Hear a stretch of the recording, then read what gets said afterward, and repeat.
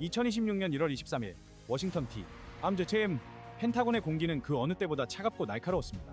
도널드 트럼프 행정부의 국방부가 마침내 세상에 내놓은 2026 국가방위전략 NDS는 단순한 군사 지침서가 아니었습니다. 그것은 지난 70년간 한반도를 지탱해 온 안보의 절대방정식을 송두리째 뒤흔드는 거대한 지각변동의 신호탄이자 대한민국이라는 국가가 세계 군사지도에서 피보호국이 아닌 지배적인 플레이어로 올라섰음을 증명하는 역사적인 인증서였습니다. 많은 이들이 이 문서의 행간을 읽으며 미국이 한국을 떠나는 것인가? 라는 불안감에 휩싸였지만 냉철하게 분석해보면 이것은 미국의 후퇴가 아닙니다. 펜타곤은 공식적으로 인정한 것입니다. 한국의 군사적 체급이 이제 미국이 일일이 보호해야 할 단계를 넘어섰으며 스스로 전장을 지배할 수 있는 괴물이 되었음을 말입니다. 이번 전략서에서 가장 충격적이면서도 핵심적인 문구는 바로 한국이 북한 위협에 1차적 책임을 진다라는 대목입니다. 표면적으로 보면 미국의 발빼기 혹은 동맹의 약화처럼 들릴 수 있는 이 위험한 표현 뒤에는 미국의 처절한 고백이 숨어 있습니다. 현재 미국의 군사력은 우크라이나, 중동, 그리고 대만 해협이라는 세 개의 거대한 파도 앞에서 전례 없는 분산의 위기를 겪고 있습니다. 이런 상황에서 재래식 전력과 전장 주도권을 완벽하게 통제하며 독자적인 전쟁 수행이 가능한 나라는 전 세계 동맹국 중 대한민국이 유일하다는 사실을 미국이 뼈저리게 인정한 것입니다. 이것은 단순한 책임 떠넘기기가 아니라 너희 실력이면 이제 혼자서도 충분하다라는 가장 강력한 신뢰의 증표이기도 합니다. 워싱턴 포스트와 디펜스 뉴스 등 해외 유력 군사 전문지들의 논조를 분석해보면 상황은 더욱 명확해집니다. 이번 NDS는 미국이 더 이상 세계의 경찰로서 모든 전선에 개입할 수 없는 현실을 자인하고 선택과 집중을 선언한 문서입니다. 미국은 중국이라는 거대한 해일을 막기 위해 제1도련선 방어와 대만 해협 관리에 모든 국력을 쏟아부어야 합니다. 그렇다면 휴전선 이북의 위협은 누가 막을 것인가? 펜타곤의 결론은 명쾌했습니다. 바로 한국군이라는 세계에서 가장 강력한 방파제에게 한반도의 키키를 넘겨주는 전략적 결단을 내린 것입니다. 미국 국방부가 중국과는 관리 가능한 평화를 유지하며 대만에 집중하겠다는 시나리오는 역설적으로 한국군이 북한의 위협을 제어할 능력이 차고 넘친다는 확신이 없었다면 불가능한 도박이었습니다. 우리는 여기서 숫자가 말해주는 냉혹한 진실을 직시해야 합니다. 한국은 이미 K2 흑표전차, K9 자주포, 그리고 괴물 미사일 현무 시리즈를 통해 재래식 화력에서 북한을 압도한 지 오래되었습니다. 만약 한국에게 독자적인 타격 능력과 무시무시한 방산 생산 능력이 없었다면 미국은 결코 전략서에 제한적인 지원이라는 단어를 감히 박아넣지 못했을 것입니다. 엘브리지 콜비 국방부차관이 전략 발표 직후 급거 한국으로 날아오는 것은 단순한 통보가 아닙니다. 이것은 이제 전시작전 통제권 전환이 지휘권을 가져오는 행정적 절차를 넘어 한국이 명실상부한 한반도 정부의 사령관으로서 미국의 전략 자산을 요청하고 배치할 수 있는 슈퍼갑의 위치로 올라서는 변곡점임을 시사합니다. 우리는 지금 강대국의 눈치를 보며 생존을 구걸하던 약소국의 비애를 털어내고 자주국방이라는 오랜 꿈이 현실의 영역으로 들어오는 벅찬 순간을 목격하고 있는 것입니다. 이번 2026 국가방위전략 NDS를 한꺼풀 더 벗겨보면 미국 펜타곤의 엘리트들이 밤을 새워 계산기를 두드린 끝에 도달한 냉혹하지만 필연적인 결론이 보입니다. 그것은 바로 더 이상 미국이 전 세계 모든 전선의 보병이 될 수 없다는 사실을 뼈아프게 인정한 것입니다. 미국이 이번 전략서에서 중국과 괜찮은 평화를 언급하며 체제 전복을 하지 않겠다고 한 발 물러선 것은 갑자기 중국이 예뻐서가 결코 아닙니다.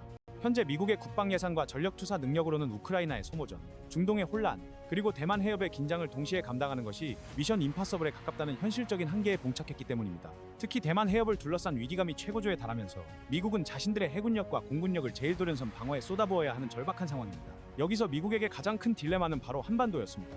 북한이라는 럭비공 같은 존재를 억제하기 위해서는 막대한 지상군과 화력이 필수적인데 이걸 미국이 계속 주도하기에는 기회비용이 너무나도 컸던 것입니다. 그런데 이 난제를 단번에 해결해줄 특급 구원투수가 바로 옆에 있었습니다. 그게 바로 대한민국 국군입니다. 전 세계 동맹국을 통틀어 미국 육군이 보유한 수준의 기갑 전력과 포병 화력을 자체적으로 생산하고 운용하며 24시간 실전 태세를 갖춘 나라는 한국이 유일무이합니다. 미국이 이번 문서에서 한국 주도, 미국 지원이라는 표현을 쓴 것은 단순한 외교적 수사가 아닙니다. 이제 너희 실력이면 북한 재래식 전력쯤은 혼자서도 충분히 요리할 수 있지 않느냐 라는 미국의 완벽한 군사적 인증이자 한국군의 재래식 전력이 이미 북한을 압도했다는 것을 펜타곤이 공식 문서로 보증한 셈입니다. 우리는 여기서 미국이 대만에 약 15조 6천억 원 규모의 무기 판매를 승인했다는 점과 이번 NDS 내용을 연결해서 봐야 합니다. 미국은 대만에게는 무기를 팔아 고슴도치 전략을 쓰게 하고 한국에게는 방어의 주도권을 넘김으로써 동북아 안보 비용을 효율화하겠다는 명확한 비즈니스 마인드를 보여주고 있습니다. 이것은 한국 입장에서는 위기이자 기회입니다. 과거처럼 미군 바짓가랑이를 잡고 안보를 구걸하던 시대는 끝났고 이제는 당당한 지분권자로서 목소리를 낼 타이밍이 왔다는 뜻입니다. 북한의 핵위협이 명백하고 현존하는 위험으로 격상된 상황에서 미국이 해구산이라는 결정적 지원은 유지하겠다고 약속한 것은 북한의 비대칭 전력, 핵은 형님인 미국이 막아줄 테니 너희는 압도적인 K2, 흑표와 K9, 자주포, 그리고 정밀타격 미사일로 전선을 밀어버리라는 역할 분담을 명확히 한 것입니다. 트럼프 일기 시절만 해도 방위비 분담금을 두고 협박에 가까운 압박을 받았던 우리가 불과 8년 만에 한반도 방어의 하청업체가 아닌 파트너 사장으로 승격된 것입니다. 이러한 미국의 태도 변화를 뒷받침하는 또 하나의 강력한 증거가 있습니다. 바로 2025년 9월 미국의 대표적 보수 싱크탱크인 헤리티지 재단이 발표한 보고서입니다. 이 보고서에서 미국은 드디어 한국의 힘을 제대로 인정했습니다.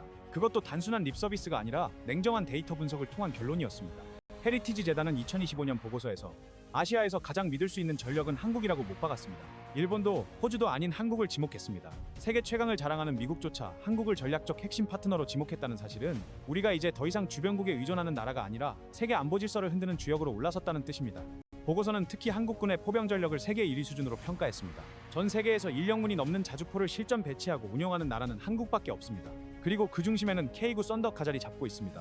현재 K9 자주포는 유럽의 설원과 아시아의 정글을 누비며 성능 검증을 마쳤고 천무 다연장 로켓은 러시아조차 두려워하는 공포의 무기로 자리 잡았습니다. 여기에 현무사, 현무호와 같은 전략 미사일은 수미터 단위의 정밀 타격 능력을 갖췄습니다. 미국이 이런 능력을 인정한 순간 한국은 사실상 비핵 국가임에도 동아시아에서 핵에 버금가는 억지력을 확보한 유일한 국가가 된 것입니다. 생산 속도는 미국조차 혀를 내둘렀습니다. 보고서는 한국을 두고 주문하면 바로 찍어낼 수 있다라고 표현했습니다. 폴란드와의 초대형 계약에서 불과 1년 만에 수백 대의 전차와 자주포, 전투기를 납품한 사례는 세계 어느 방산 역사에서도 찾아보기 힘든 기적적인 기록입니다. 유럽의 방산 강국들이 5년 이상 걸리는 일을 한국은 단 몇 달 만에 끝내버린 것입니다. 이 속도와 유연성은 전시에 미군과 곧바로 호흡을 맞출 수 있는 능력으로 직결됩니다. 결국 이번 보고서는 한국이 단순히 무기를 파는 나라가 아니라 미국이 믿고 의지하는 전략적 동반자로 격상되었음을 보여줍니다. 미국이 이번 보고서를 통해 한국을 아시아에서 가장 신뢰할 수 있는 군사 파트너로 명시한 배경에는 단순히 무기 성능을 넘어선 거대한 지정학적 계산이 깔려 있습니다. 워싱턴 입장에서 한국은 동북아 전선에서 중국과 러시아를 동시에 견제할 수 있는 가장 안정적이고 강력한 전력입니다. 일본은 평화헌법이라는 족쇄와 정치적 한계로 인해 독자적 군사 행동에 제약이 많고 대만은 스스로를 지키기에도 벅찬 상황입니다. 반면 한국은 이미 GDP의 2.8% 이상을 국방에 투자하며 2025년 국방 예산만 73조 원을 넘어섰습니다. 이는 나토 권고 기준인 2%를 훨씬 상회하는 압도적인 수치로 미국이 한국을 혈맹을 넘어선 전으로 인정할 수밖에 없는 결정적 근거가 됩니다. 한국 방산업계의 구조적 강점 또한 미국을 매료시켰습니다. 유럽의 주요 방산업체들이 비대한 국영 기업 중심이라 의사결정이 거북이처럼 느린 반면 한국은 한화에어로스페이스, KAI, HD 현대중공업, LIG 넥스원 등 민간 기업들이 치열한 경쟁을 통해 속도전을 펼치고 있습니다. KF-21 전투기의 AESA 레이더 개발 과정을 보십시오. 미국이 기술 이전을 거부했을 때 한국은 보란듯이 10년 만에 국산화에 성공하며 한국은 기술 종속을 탈피했다는 것을 전 세계에 증명했습니다. 이러한 기술 독립성은 유사시 미국이나 서방의 공급망이 붕괴되더라도 한국이 독자적으로 무기를 생산하고 공급할 수 있다는 전략적 유연성을 의미합니다. 이제 미국이 그토록 극찬한 한국의 4대 전략 무기를 구체적으로 뜯어보겠습니다. 첫째, 포병의 제왕 K9 자주포입니다. 이미 전 세계 자주포 시장의 50% 이상을 장악한 K9은 사거리 40km 이상, 15촌의 산발 급속 사격이라는 스펙을 넘어 노르웨이의 혹한과 인도의 고열 사막 모두에서 완벽하게 작동하는 유일한 자주포입니다. 서방 언론들이 지구상 어떤 환경에서도 불을 뿜을 수 있는 괴물이라 평가한 이유입니다. 둘째, 강철의 비위 천무다 연장 로켓입니다. 최대 사거리 80km, 정밀 유도탄의 경우 오차 범위가 불과 수미터에 불과합니다. 폴란드가 국경에 천무를 배치하자 러시아 관영 언론이 나토가 가장 위험한 창을 얻었다며 발끈한 것은 천무의 화력이 전선의 판도를 바꿀 수 있는 게임 체인저임을 스스로 인정한 꼴입니다. 셋째, 지상의 왕자 K 흑표 전차입니다. 1500마력의 심장을 가진 K는 나토 훈련에서 독일의 자존심 레오파르트 EA7과 미국의 에이브럼스를 기동성과 사격 정확도에서 압도했습니다. 성능은 동급 최고인데 가격은 30% 이상 저렴하고 납기 속도는 타의 추종을 불허합니다. 폴란드 매체 디펜스24가 K는 유럽 전차 시장의 질서를 파괴할 포식자라고 평가한 것은 결코 과장이 아닙니다.